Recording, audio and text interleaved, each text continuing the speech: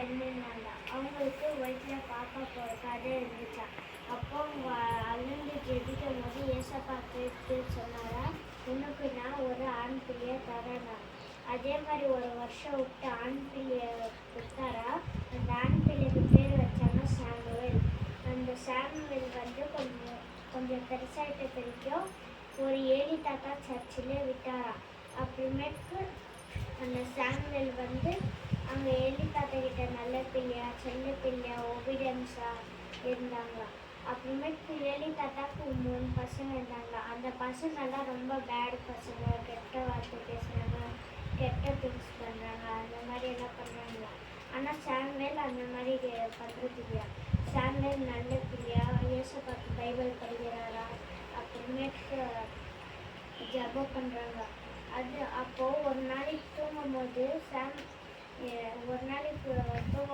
Eli தாத்தா ஒரு சைடில் ஒரு ரூமில் சாமுவேல் ஒரு ரூமில் செப்பரேட்டாக படுக்கும்போது நைட்டில் ஏசப்பா கூப்பிட்டாரா, சாமுவேல் சாமுவேல்னு.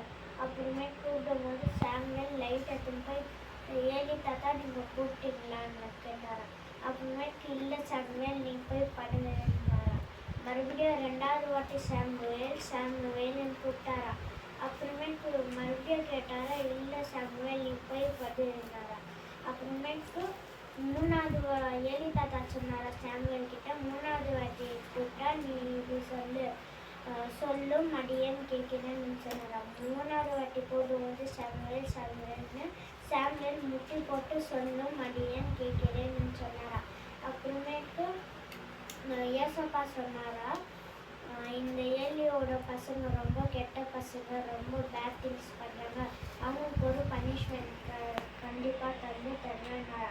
அப்புறமேட்டு சாமுவேல் மறுநாள் காலையில் ஏலி தாத்தா கேட்டாரா, ஏசப்பா என்ன பற்றி உங்ககிட்ட சொன்னாருன்னு.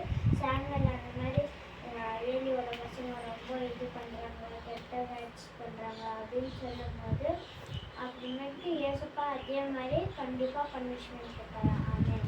ஆமென். ஆமென்.